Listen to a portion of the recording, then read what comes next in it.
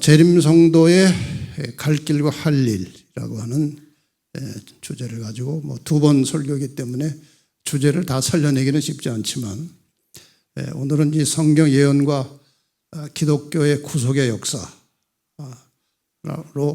우리의 갈 길을 좀 대략 설명을 드리고 내일은 오늘은 어떻게 살 것인가 이런 제목으로 할 일에 대해서 좀 말씀을 드리겠습니다. 역대상 12장 32절에 보면은 이사갈 자손 중에서 시세를 알고 이스라엘이 마땅히 행할 것을 아는 두목 지도자가 200명 있었다. 이런 말씀이 나와요. 여기에 중요한 것은 시세를 아는, 그리고 이러한 때에 하나님의 백성들이 무엇을 하고 어떻게 살아야 할지를 아는 지도자가 있었다. 이것이 중요한 대목이에요. 그다음에 예레미야 42장 3절에도 거의 비슷한 말씀이 나옵니다. 당신의 하나님 여호와께서 우리의 마땅히 갈 길과 할 일을 보이시기를 원하나이다. 하나님께서 우리의 갈 길과 할 일을 보이시는 방법은 매우 확실합니다. 아모스 3장 7절에 보면은 주 여호와께서는 자기의 비밀을, 우리가 가야 할 길과 우리가 해야 될 일들을 그 종 선지자들에게 보이지 아니하시고는 결코 행하심이 없으시리라. 성경이 우리에게 갈 길을 보여주고 우리가 이렇게 갈 길을 가면서 무엇을 하고 어떻게 살아야 할지를 가르쳐 주십니다. 그것을 하나님께서는 언제나 시대마다 예언을 통해서, 선지자를 통해서 주시는 예언의 말씀을 통해서 우리의 갈 길과 할 일을 밝혀주시는데, 하나님께서 선지자를 통해서 말씀하시는 갈 길을 가지 않는 사람은 다 멸망했습니다. 그 다음에 갈 길을 가다가도 하나님께서 말씀하신 할 일을 제대로 하지 않은 사람은 길은 제대로 들었는데 가다가 다 멸망했습니다. 결국 성경에서 살아남는 자들은 누군가? 갈 길을 분명히 알고 그 가는 길 속에서 해야 될 일이 무엇인지를 깨달은 다음에 목숨을 걸고 그 일에 충실한 사람들만 살아남는 것입니다. 이것이 구원의 길이에요. 여기 관련해서 이 교육책에 최근에 제가 이제 성경을 읽고 예언의 보다가 이것을 보고, 모르는 말씀은 아니지만 잘 정리된 말씀이라 이것은 제가 오늘 처음 사용하는 인용구예요. 크신 지존자께서 영원한 과거로부터 영원한 미래에 이르기까지 예언의 사슬을 하나씩 연접시키면서 당신의 말씀 가운데 구획해 놓으신 역사는 시대의 진행 과정에서 오늘날 우리가 어디에 처해 있는지, 또 장래에 무엇을 예상할 수 있는지를 말하여 준다. 현재까지 일어나리라고 예언된 모든 사건들은 역사의 페이지를 보므로 그 형적을 찾을 수 있는데, 이로써 우리는 장차 올 모든 사건들도 그 차례대로 성취될 것을 확신할 수 있는 것이다. 하나님께서 기록된 예언의 말씀을 통해서 과거로부터 현재를 거쳐서 미래까지 있을 모든 일들을, 길들을 분명하게 밝혀주셨습니다. 우리가 과거의 예언을 찾아보면 그 모든 예언이 정확하게 지금까지 성취되어 온 것을 확인할 수 있고, 그것을 근거로 해서 앞으로 있을 예언도 반드시 성취될 것을 확신하고 믿을 수 있는 것입니다. 그래서 하나님께서는 이 예언을 주신 목적은 여러 가지지만 그 중에 한 가지는 우리의 믿음을 더 확실하게 믿을 수 있도록 우리를 인도하시기 위해서 예언을 주신 것입니다. 그래서 베드로후서에 보면은 예언에 대해서 이렇게 기록했습니다. 우리에게 더 확실한 예언이 있어 어두운 데 비추는 등불과 같으니 날이 새어 샛별이 너희 마음에 떠오르기까지 너희가 이것은 예언입니다. 예언을 주의 깊이 연구하라는 말씀이에요. 지금 세상에 굉장히 복잡한 일들이 일어나고 있습니다. 예측할 수 없는, 그야말로 미래가 아주 불확실한 어둠 같은 이 시대가 지나가고 있는데, 인간들이 무슨 일을 계획하고 무슨 일을 하든지 간에 이 인류의 역사는 하나님께서 말씀해 놓으신 예언을 따라 결국 가는 것입니다. 이런저런 정보들을 정확히 보면 이 사람들이 앞으로 온 세상의 모든 인간들을 전부 다 개별적으로 다 통제하고 지배하고 해서 사람들을 아주 꼼짝 못하게 이렇게 하려고 하는 계획들이 지금 하나씩 진행되고 있는데, 사람들이 아무리 그러려고 해도 결국은 하나님의 뜻이 이루어지는 것입니다. 그러니까 우리가 이 세상이 조금 두렵고 좀 이렇게 불확실하고 불안한 일들이 일어날지라도 우리가 그리스도의 재림을 믿고 기다린다면 두려워할 것이 세상에 아무것도 없습니다. 그래서 예언이라는 것은 우리가 요즘에 기계로 비유하자면 내비게이션 같은 것입니다. 막연하고 모르지만 저는 이 길을 잘 몰라요. 제가 차를 운전을 잘 안 하고 웬만하면 다 기차로 다니기 때문에 길을 잘 모르는데, 여기 그렇게 멀지 않아서 오늘 제가 오랜만에 차를 몰고 가는데 길을 모르죠. 내비게이션 켜놓고 오니까 가라는 대로 가니까 여기까지 오네요.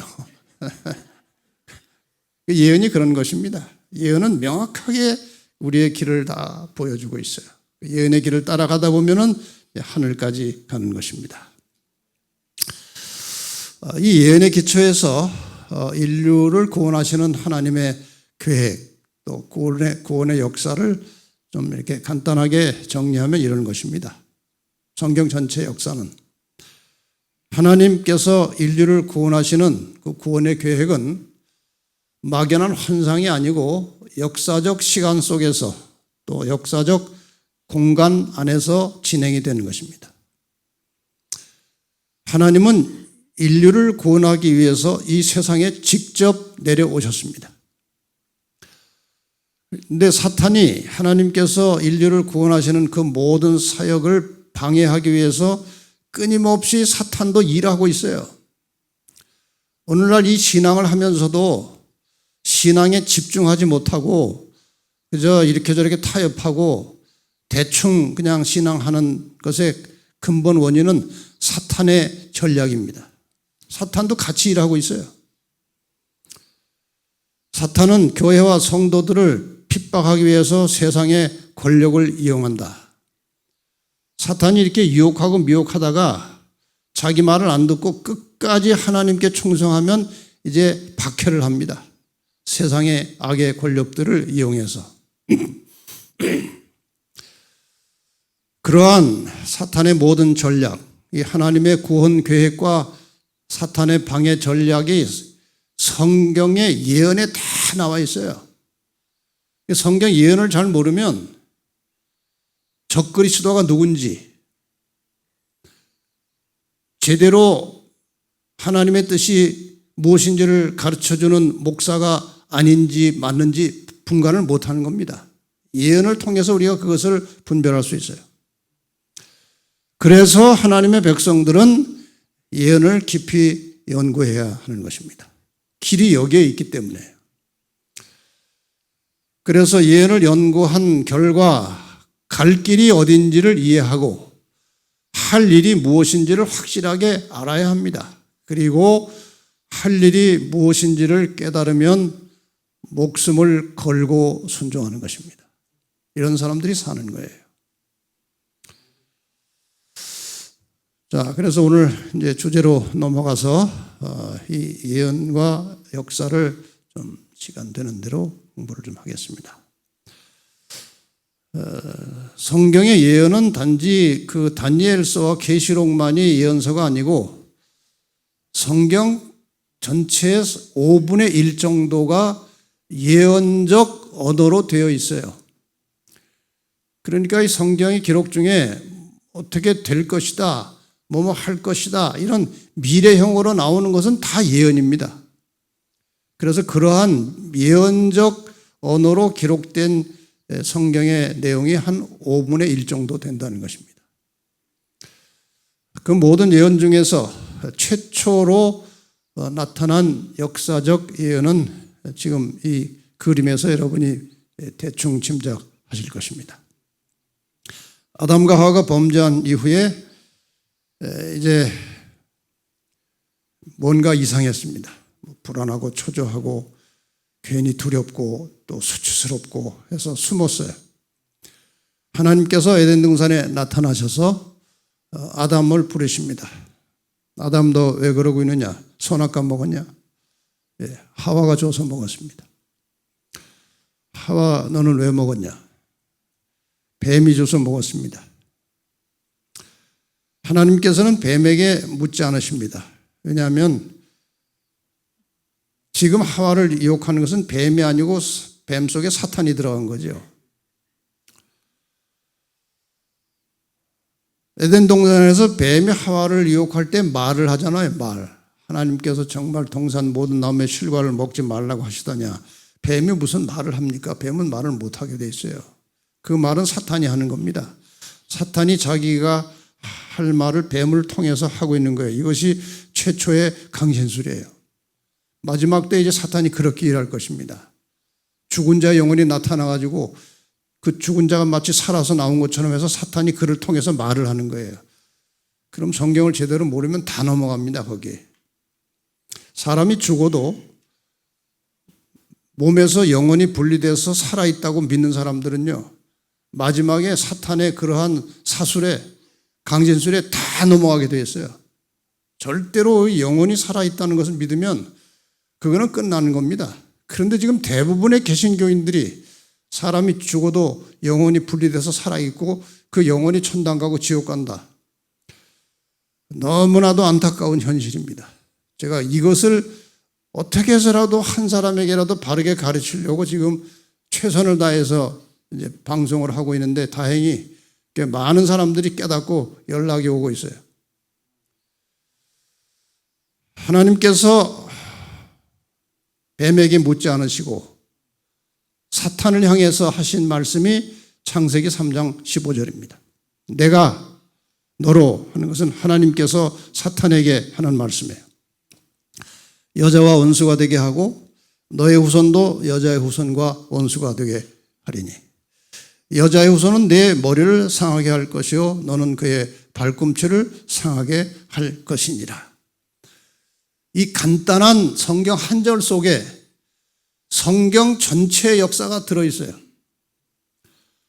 그러니까 창세기 3장 15절을 풀어놓으면 성경 전체예요. 성경 전체를 압축해 놓으면 창세기 3장 15절입니다. 그 창세기 3장 15절은 성경을 올바르게 푸는 열쇠예요. 이것을 제대로 알고 있어야 성경 전체를 올바르게 이해할 수 있는 것입니다. 여기 여자와 여자의 후손이 한 편이 되고 사탄과 뱀의 후손이 한 편이 되어서 싸우는 것이죠.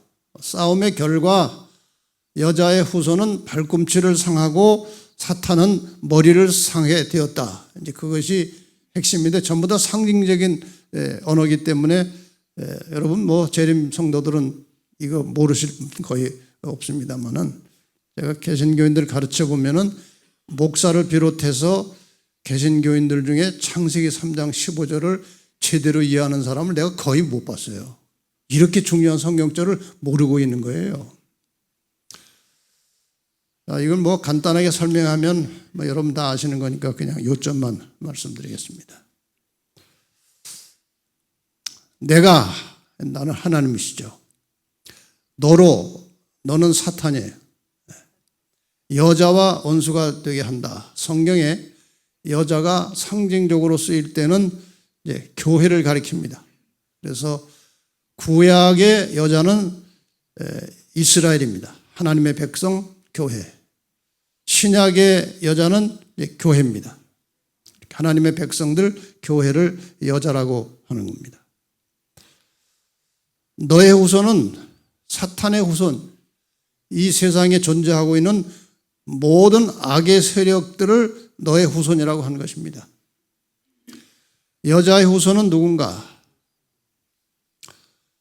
성경에 나오는 모든 족보는 남성 위주입니다.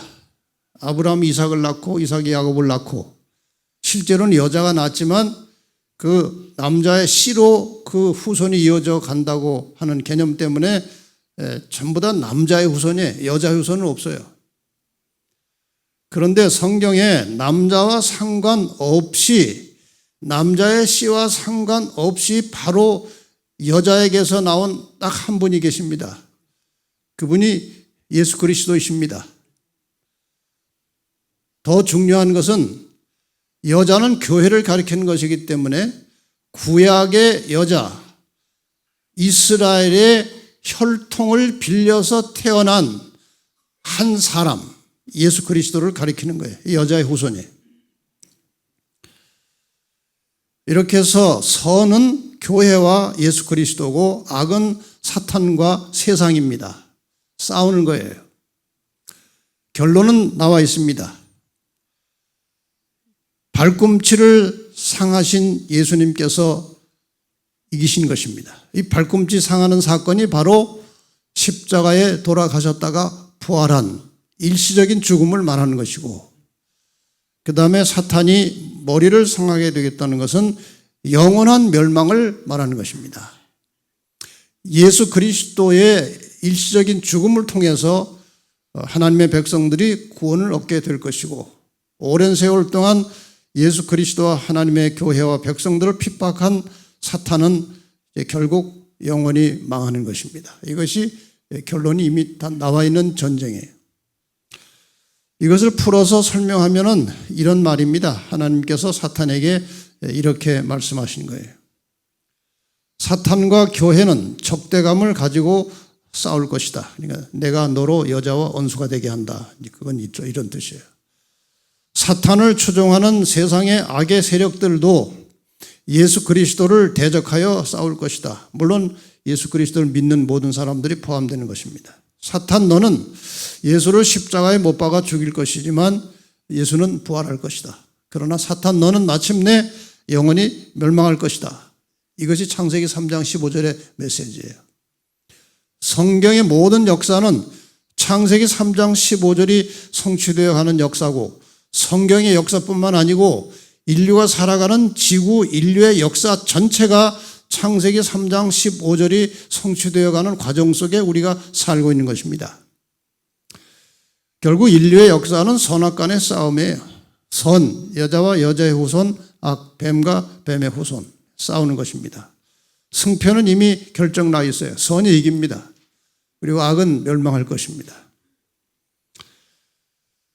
그래서 하나님의 백성들은, 하나님을 믿는 사람들은 진리의 길, 선을 찾기 위해서 끊임없이 기도하고 노력을 해야 됩니다. 저에게 이제 이 방송을 듣고 연락 오는 사람들을 제가 많이 이렇게 상담을 하고 이렇게 대화를 해보면요, 그분들의 공통점이 있어요. 거의 100%요. 진리를 찾는 사람들이에요. 교회는 다니는데 이게 만족이 안 되는 겁니다. 교회에서 듣는 설교 가지고는 진리가 무엇인지 분별도 할 수 없고, 진리에 관해서는 거의 얘기를 안 하는 것입니다. 그냥 하는 이야기는 교회 열심히 나오고 좀 더 잘하고 교회 봉사 열심히 하면은 죽어서 천당 간다. 거의 거기서 왔다 갔다 하는 거예요. 그러니까 생각이 있는 분들은요, 거기 만족스럽지 않은 거예요. 그런데 답이 안 나오는 것입니다.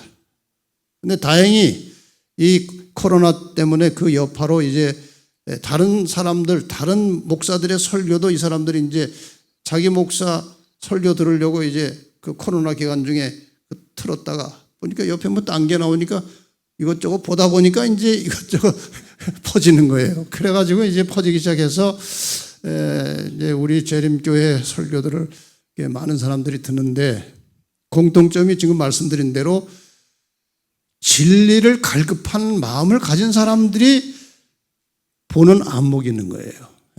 뭐 여기에 대한 사례가 뭐 수없이 많지만 제가 다 일일이 말씀드릴 수는 없고, 중요한 것은 이것입니다. 한 번은 이제 안산에서 이제 어떤 분이 이제 통화가 돼서 왔어요. 이제 자기는 어릴 때 집이 너무 어려워가지고 한 60대쯤 되신 70 가까운 여자분이신데, 어릴 때 가난해서 초등학교도 제대로 못 나왔대요. 근데 몇 년 전부터 이렇게 진리를 좀 찾고 싶은 마음이 있어서 여러 교회를 다녔어요. 뭐 신천지까지 해서 뭐 장로교 뭐 해서 다니는데, 들어가서 가만히 들어보면 그게 틀리더래요. 자기는 배운 건 없는데 들어보니까 틀리더래요. 다른 데 가면 그것도 틀리더래요. 근데 이제 재림교회 설교를 가만히 들어보니까 이것이 맞더래요. 정말 진리를 갈급하는 사람들에게 하나님께서 진리를 분별할 수 있는 지혜를 주시는 거예요. 그래서 발견하고 연락 오는 사람들은 거의 다 그런 사람들이에요. 근데 우리는 마찬가지예요. 우리도 그냥 교회만 다니시지 말고요, 진리의 길이 무엇인지를 항상 찾아야 발견해서 순종하면 더 밝은 빛이 오는 것이고, 그 밝게 오는 빛을 받아서 순종하면 더 밝은 빛이 오는 것입니다. 그냥 현재 만족하면 빛이 더 이상 오지 않아요. 계속 찾아야 하는 것입니다. 그 다음에 진리를 발견하면요, 목숨 걸고 순종하는 믿음이 있어야 됩니다. 진리는 발견했는데 이것은 뭐 지금 내가 세상살이 하는 것하고 내가 먹고 사는 것하고 이렇게 저렇게 충돌이 되고 이게 잘 안 맞아서 양보하고 타협하면요, 절대로 신앙 잘하지 않아요. 그러니까 이 신앙이라는 것은 목숨을 걸고 자기 인생을 바쳐서 하는 것이지 대충 하는 게 아닙니다. 지금은 그렇게 하는지 아닌지 잘 표시가 안 나지만 나중에 핍박이 몰아닥치면요, 그냥 대충 신앙하는 사람들은 여지없이 가라지가 드러날 것입니다. 그러니까 하루하루를 정말 하나님 말씀에 충실하게 사는 것이 훈련이 돼야 돼요. 훈련이. 신앙의 근육이 생겨야 된다는 말이에요. 이렇게 이제 진리를 따라 사는 데는 많은 어려움이 있어요. 그래서 인내가 필요한 것입니다. 끝까지 참고 길 따라 살아가는 것이에요. 이제 성경 전체를 간단하게 성경을 통째로 몇 번 여러분에게 설명을 드리겠습니다. 성경은 구약과 신약으로 되어 있죠. 여긴 약은 약속이에요. 우리나라 이 번역이 참, 용어 번역이 잘 됐어요. 두 개의 약속입니다. 구약, 신약 두 약속의 초점이 무엇입니까? 구약은 죄 때문에 멸망당할 수밖에 없는 인간을 구원하시러 여자의 후손이 오시겠다는 약속이에요. 그것이 창세기 3장 15절의 약속이고, 그 약속이 예수께서 이 땅에 오심으로 성취되었고, 이 여자의 후손이 발꿈치를 상하게 된다는 그 예언도 십자가에 돌아가심으로 성취되었고 부활하시고 하늘로 가셨어요. 그래서 구약이 이루어진 것입니다. 그냥 가신 게 아니고 약속을 또 하고 가셨는데 그것이 신약이에요. 이건 무슨 약속이냐? 내가 다시 오겠다는 약속이에요. 이 두 개의 약속입니다. 예수님이 재림하시면 지구상에 사는 모든 인간들의 영원한 운명이 결정돼 버립니다. 영원히 사느냐, 영원히 죽느냐가 여기서 그냥 결판 나는 거예요. 초림의 목적은 다른 말로 하면은 인간을 죄로부터 구원하시기 위해서 예수께서 오시겠다는 약속이고, 재림은 죄로부터 구원받은 하나님의 백성들을 죄악 세상에서 구출해 가시기 위해서 다시 오시겠다는 약속입니다. 그래서 성경 전체는 두 개의 약속인데 예수께서 오신다, 다시 오신다, 그 약속이에요. 그래서 예수님께서 이 성경이 내게 대하여 증거하는 것이라고 말씀하신 것이 바로 이런 것입니다. 성경 전체는 예수의 이야기입니다. 다 모든 성경의 스토리는 초림과 재림과 관련된 이야기들이에요. 그 다음에 성경 전체 구도를 봐도 이게 히브리 문학은 뭐 굉장히 과학적입니다. 그 문장 하나하나, 그 다음에 성경책, 그 다음에 이렇게 성경책을 배치하는 것 하나하나 전부 다 굉장한 그 히브리 문학의 질서가 있어요. 성경도 그렇게 편집이 된 것입니다. 창세기 첫 2장은 창조 이야기가 나옵니다. 마지막 계시록 2장은 재창조 이야기가 나옵니다. 새하늘과 새 땅. 세 번째 장 창세기 3장에서 죄가 시작되고 끄트머리에서 세 번째 장 계시록 20장에서 죄가 끝납니다. 구도가 저렇게 되어 있어요. 그러면은 저 사이 창세기 4장부터 계시록 19장까지의 이야기는 뭔가요? 죄 이야기입니다. 죄가 시작됐고 죄가 끝났으니까 그 사이에는 죄 이야기예요. 죄로부터 인간이 구원받는 이야기입니다. 그래서 이 중간의 이야기는 십자가를 중심으로 일어나고 있는 선악간의 대쟁투의 이야기가 성경에 창세기 3장에서 시작된 죄는 예수님의 초림으로 해결이 되었습니다. 죄를 해결한 사람들의 마지막 운명은 예수의 재림으로 이제 결정되는 것입니다. 이것이 성경 전체의 구도예요. 그 다음에 이것을 조금 실제적인 역사 속에서 이 성경의 역사가 어떻게 진행되는지 이렇게 됩니다. 인간은 본성적으로 죄된 속성을 가지고 있어요. 그래서 인간의 역사를 보면은 계속 죄로 내리막으로 내려갑니다. 아주 바닥같이 내려와요, 바닥까지. 그래서 하나님께서 개입하지 않으시면 인간 구원하시는 하나님의 계획이 실패로 돌아갈 정도로 아주 아슬아슬한 위기까지 오면은 하나님이 개입하셔서 다시 반전을 시키는, 그것이 반복되는 역사예요. 지금 보시면 여러분이 그 역사를 통해서 그것을 확인할 수 있습니다. 인류의 초기 역사, 이건 완전 타락으로 내려갔습니다. 하나님께서 노아에게 말씀하신 내용, 그런 것, 저런 것 다 보시면 사람의 모든 생각과 계획이 항상 악했다고 그랬어요. 더 이상 갈 수가 없는 것입니다. 온 세상 사람들이 다 타락했어요. 노아의 집 하나 남았습니다. 이 노아의 집마저 사탄의 손에 넘어가 버리면 하나님이 이 땅에서 구속할, 하나님의 구속하는 사업을 맡겨서 일할 사람이 없는 것입니다. 여자의 후손이 태어날 수 없는 거예요. 그래서 하나님께서 개입하셔서 노아 홍수를 통해서 세상을 다시 시작하십니다. 늘 이게 반복되는 거예요. 그 다음에 이제 노아의 후손 시대가 열렸습니다. 여러 대를 거치면서 점점 사람이 또 악해졌어요.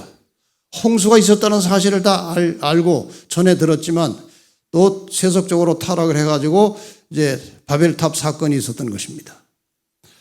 바벨탑 사건 끝난 후에 하나님께서 다시 아브라함을 불러내셔서 드디어 이제 여자의 후손이 이 세상에 내려갈 씨를 하나 정하신 것입니다. 아브라함의 씨를 통해서 여자의 후손을 이 땅에 내려보내시려고 계획을 하신 것입니다. 그렇게 해서 이스라엘 민족이 형성이 됐습니다. 역시 반복되는 역사입니다. 이스라엘은 말할 수 없이 타락하고 종교는 형식화되고 위선이 가득한 그런 나라가 되었습니다. 결국 구약에 그렇게 오랜 세월 동안 예언하고 있었던 메시아가 태어났지만 인정하지 않고 거절하게 됩니다. 십자가에 못 박아 죽입니다. 여기에서 이 사건 속에서 제자들이 이제 소수의 제자들이 일어나서 예수님께서 주신 구원의 도를 사람들에게 전해서 초기 교회가 탄생합니다. 교회 역사를 보면은 다시 교회는 서기 313년 밀란 칙령을 계기로 해서 교회가 세속화되고 타락해서 결국 거기에서 로마 카톨릭 교회가 완전히 타락된 교회로 변질돼 버렸습니다. 1000년 이상 로마 카톨릭 교회가 성경의 교리를 다 왜곡시키고 뒤집어 엎고 인간 중심의 교황 중심의 교회로 타락을 했습니다. 하나님께서 다시 종교 개혁자들을 일으켜서요. 무너지고 감춰지고 묻혀진 성경을 다시 들고 일어났습니다. 성경대로 돌아가자는 것입니다. 그래서 개신교회가 성경대로 가자고 개신교회가 나왔는데 역사는 반복되는 것입니다. 오랜 세월이 지나면서 개신교회는 교파 분열과 교권주의로 성경에서 멀어진 완전히 왜곡된 잘못된 교회로 변질됐어요. 교회가 완전히 세속화되어 버린 것입니다.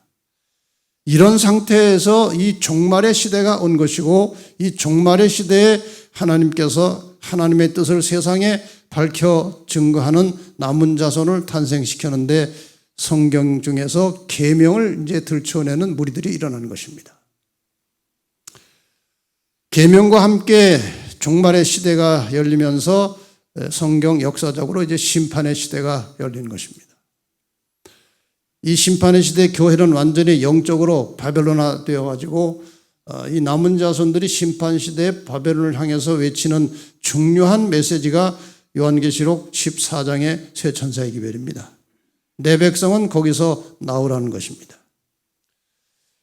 이렇게 해서 남은 자손 중에서 가라지는 떨어져 나가고 영적 바벨론에서 알곡들이 나오게 하는 마지막 사건이 일요일 법령과 늦은비 성령의 역사입니다. 일요일 법령을 통해서 남은 자손에게 핍박이 오면 가라지들은 다 떨려져 나갈 것이고 교회가 순수하게 되면서 큰 능력으로 온 세상을 향해서 큰 외침을 통해서 영적 바벨론에 있는 하나님의 진실하고 참된 백성들을 불러내는 그런 성령의 늦은비 성령의 역사가 있게 될 것입니다. 이렇게 되면 이제 구원받을 자들이 확정되는 것이고 그렇게 살아서 구원받을 자로 확정된 사람들을 성경은 14만 4천이라고 그렇게 부르고 있습니다. 이렇게 해서 구원받을 자들이 확정되면 이들을 데리러 예수님께서 이제 오십니다. 죄악은 끝나고 하나님의 나라가 시작되는 것입니다. 이것이 성경 예언을 통해서 나타난 이 인류의 역사입니다.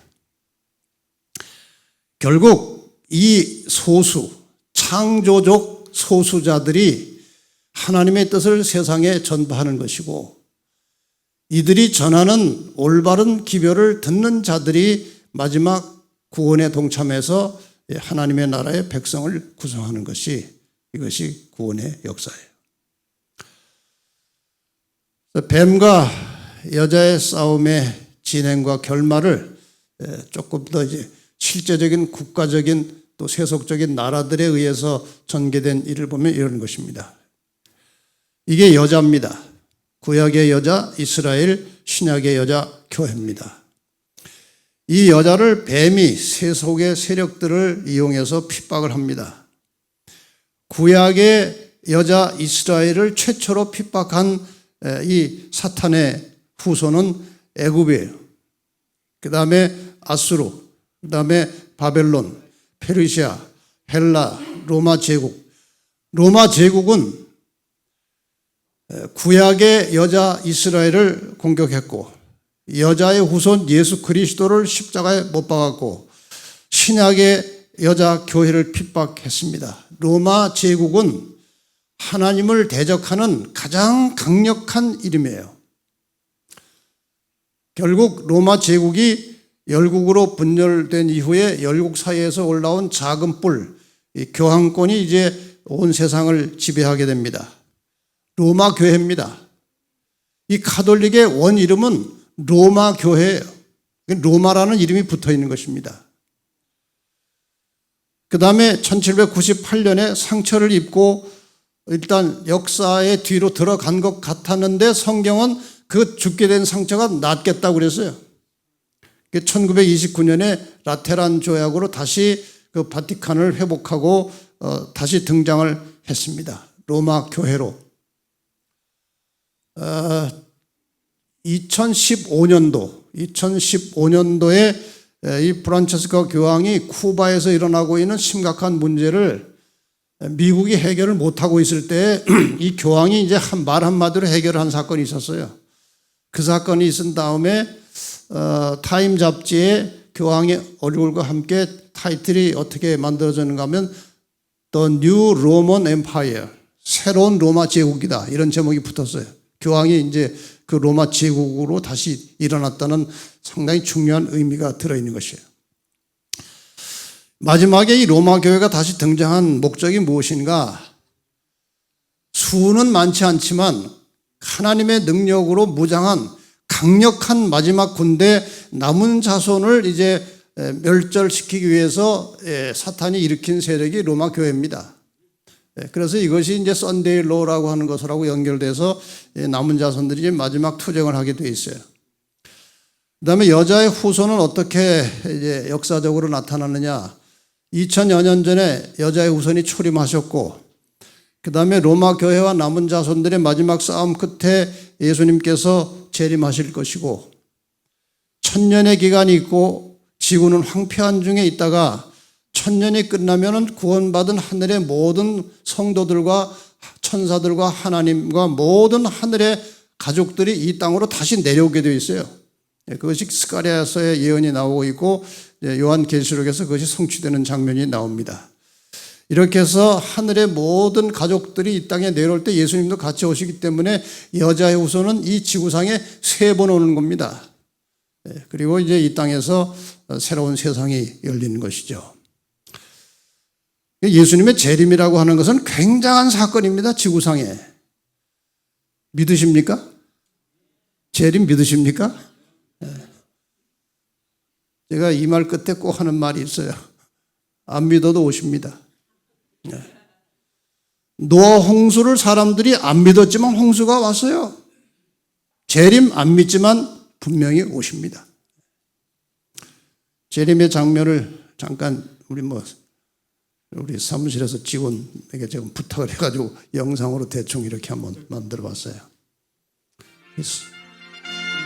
하늘에서 나타나는 거예요.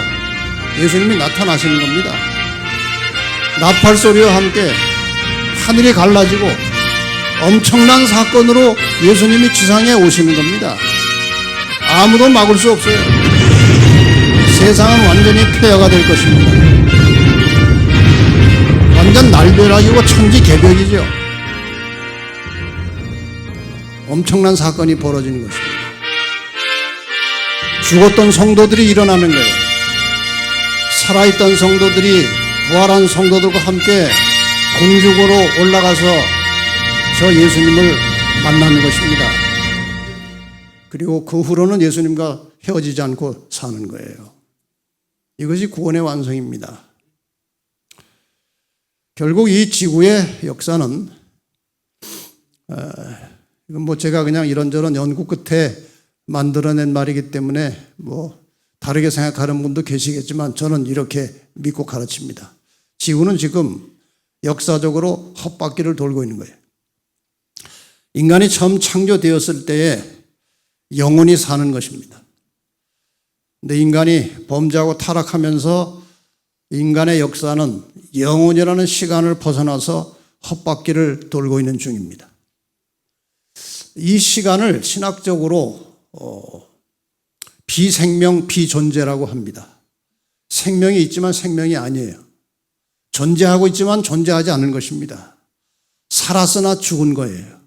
그래서 예수님께서 오셔서 제자에게 한번 이런 말씀하셨어요. 죽은 자들로 죽은 자를 장사하게 하고 너는 나를 쫓으라는 거예요. 너는 나하고 연결됐으니까 넌 살았어. 장례식은 죽은 자들이 하도록 하라는 거예요. 이 역사의 이 헛바퀴 속에서 존재하는 모든 인간은 살았지만 죽은 거예요. 하나님 보실 때. 생명의 근원이신 하나님과 믿음으로 연결되는 순간에 사는 것입니다. 그것이 구원의 도리예요. 이 역사 속에서 홍수 심판이 있었고 바벨탑 반역 사건이 있었고 아브라함이 이제 다시 부름을 받고 이스라엘 민족이 만들어지고 그 이스라엘 민족을 통해서 예수님께서 오셨고 초림 이후에 초기 교회가 탄생하고 교회가 세속화되고 종교 암묵시대가 또 열리고 종교 개혁이 일어났고 개신교가 만들어졌고 타락해서 남은 교회가 만들어지고 이 남은 교회를 멸망시키기 위해서 교황권이 이제 다시 살아납니다. 계명을 지키는 자들을 이 땅에 두면 사탄이 일을 못하는 겁니다. 그래서 이 남은 교회가 이제 계명을 들고 일어났을 때 다시 교환권이 일어나서 계명 대신에 짐승의 표를 강요하는 이 싸움이 이제 마지막 싸움이고, 이 마지막 싸움이 끝나면 예수께서 재림하시고 천년의 기간이 흐른 후에 인류는 재창조되는 것입니다. 이것을 회복이라고 합니다. 새하늘과 새 땅이 만들어진 것입니다. 처음 하늘과 처음 땅은 없어졌어요. 지금 우리가 누리고 있는 이 세상은 창세기에 나오는 창조 때 만들어진 하늘 땅입니다. 천년이 지난 후에 이 지구는 완전히 불로 다시 한번 불타서 없어지고 하나님께서 새하늘과 새 땅을 창조하시는데, 이것이 바로 계시록 21장의 메시지입니다. 처음 하늘 처음 땅은 없어지고 새하늘과 새 땅이 왔다는 것은 회복입니다. 인간 세상이 완전히 처음 아담과 하와가 창조되었을 때 그 상태로, 그 모습으로 회복된 것이 새하늘과 새 땅이에요.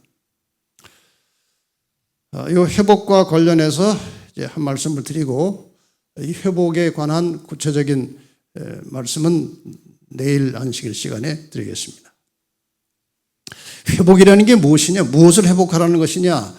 인간의 타락과 재림 이 사이를 예수 그리스도 중심으로 일어나고 있는 회복 혹은 성화라고 하는 이 길을 우리가 가고 있는 것입니다. 원래 인간이 어떠했다고 되어 있습니까? 창세기 1장 26절 27절에 보면 하나님이 가라사대 우리의 형상을 따라 우리의 모양대로 우리가 사람을 만들고, 하나님이 자기 형상 곧 하나님의 형상대로 사람을 창조하셨다. 이 하나님의 형상이라고 하는 것이 무엇이냐 이거예요. 많은 사람들이 하나님의 형상하면 어떤 외적인 모습을 상상하시는데, 이 형상이라는 말의 원래 의미는 영어는 이미지라고 되어 있어요. 어떤 모양보다는 이미지예요. 하나님의 이미지가 뭐냐 이거예요. 하나님이 어떤 품성을 가지고 있었느냐, 하나님이 어떤 본성을 가지신 분이냐, 그것을 우리에게 주셨다는 것입니다. 하나님의 품성과 하나님의 속성을 인간들에게도 주셨다는 거예요. 이것이 구체적으로 무엇인지에 대해서 제가 한 1, 2년 전에 교육이라는 책에서 조금 구체적인 힌트를 하나 찾았어요. 하나님께서 사람의 심령에 심으신, 이 심었다는 말이 창조할 때 우리들에게 불어넣었다는 거예요. 하나님께서 인간을 창조하실 때 불어넣으신 사랑과 동정심은 거기서 천국에서 가장 참되게 가장 아름답게 실현될 것이다. 여러분, 이 짧은 문장 속에서 우리는 아주 중요한 사실을 봐야 하는 것입니다. 다시 말하면 천국에 올라가서 함께 살 사람들의 특성은 사랑과 동정심으로 마음이 충만한 사람들이에요. 이게 아주 중요한 대목입니다. 죄는 인간에게서 하나님의 형상, 사랑과 동정심을 훼손하고 거의 말살시켰다. 인류를 위한 구원의 계획이 세워지고 유해의 생명이 허락되는 것은, 지금 우리가 이렇게 태어나서 죽은 자처럼 그러나 살아있는 것은 이것을 회복하기 위함이었다. 그러니까 우리가 지금 살아있는 인생의 목적이 무엇이냐? 하나님의 형상을 회복하는 것입니다. 사랑과 동정심을 다시 살려내는 것입니다. 다른 모든 것의 기초가 되는 인간의 목적은, 그러니까 우리가 지금 인간이 살아가는 목적이 무엇이냐? 공간적으로는 이 땅에서 하늘로 올려가는 것입니다.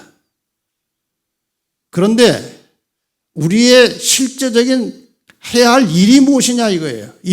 갈 길은 하늘로 가는 것인데 하늘로 가면서 해야 될 일이 무엇이냐? 인간의 목적은 인간이 처음 창조받을 그때 완전함으로 돌아가는 것이다. 그러니까 지금 우리가 어떤 직업에 어떤 일을 하든 어떤 형편과 어떤 상황에서 살든지 상관없이 하나님께서 원하시는 모든 인간의 삶의 궁극적인 목적은 원래 창조되었을 때 그 하나님의 사랑과 동정심을 되찾는 것입니다. 이거 구체적으로 내일 다시 좀 말씀을 드리겠습니다. 복음의 본질은 회복 사업이다. 하나님의 형상대로 형성된 품성은 우리가 이 세상에서 내세로 가져갈 수 있는 유일한 보물이다. 예수께서 재림하실 때 우리가 이 땅에 살면서 노력해서 얻은 것 중에 가져갈 것은 아무것도 없습니다. 돈도 명예도 권력도 아무것도 없습니다.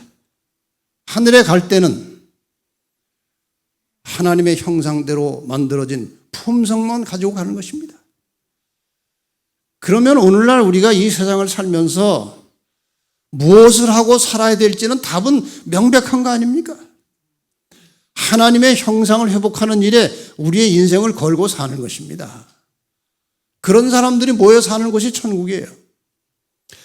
하나님의 형상대로 형성된 품성, 그 하나님의 형상은 일단 간단하게 단어를 쓰면 사랑과 동정심이에요. 사랑은 그 기초가 희생입니다. 희생 없는 사랑은 아닙니다. 사랑이 아닙니다. 모든 사랑의 근본은 희생이에요. 하나님께서 인간을 사랑하시기 때문에 독생자 예수 그리스도를 희생시킨 것입니다. 사랑의 근본은 희생이에요. 우리가 다른 사람을 사랑한다는 것은 다른 사람을 위해서 나를 완전히 희생하라는 것입니다. 자기의 유익과 자기의 어떤 편의를 위해서 살지 말고 다른 사람의 유익과 행복을 위해서 나를 희생시키라는 것입니다.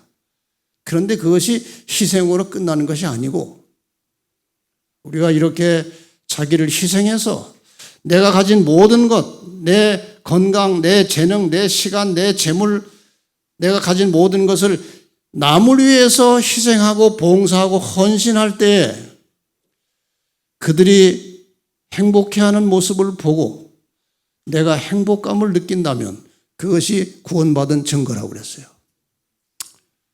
그만큼 중요한 것입니다. 그래서 이 문제는 제가 내일 안식일 시간에 좀 더 다루겠습니다. 오늘 이 저녁에 갈 길은 여러 번 성경을 반복해서 전체를 설명드리면서 갈 길은 보여드렸습니다. 할 일이 무엇이냐? 결론은 하나님의 형상을 다시 회복하는 것인데 우리의 실제 생활 속에서 어떻게 하는 것이 하나님의 형상을 회복하는 것이냐에 대해서는 내일 다시 말씀을 드리겠습니다. 이 저녁에 갈 길을 이제 확인했으니까 할 일을 위해서 기도하시기 바랍니다.